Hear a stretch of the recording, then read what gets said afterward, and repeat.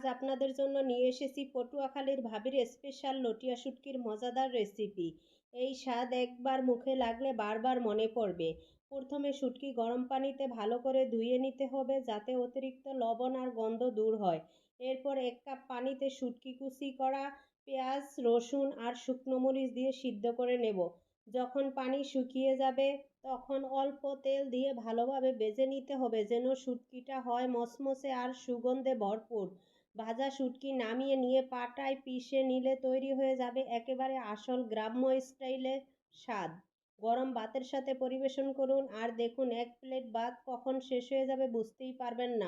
গরম ভাতের সাথে একবার খেলে জিভে লেগে থাকবে সেই অমৃত স্বাদ। কিন্তু সাবধান, একবার শুরু করলে থামতে পারবেন তো? কারণ এই শুটকি এমন এক লোকমা মুখে গেলে চোখ বন্ধ হয়ে যাবে আর মনের ভেতরে বাজবে, উফ, এত স্বাদ!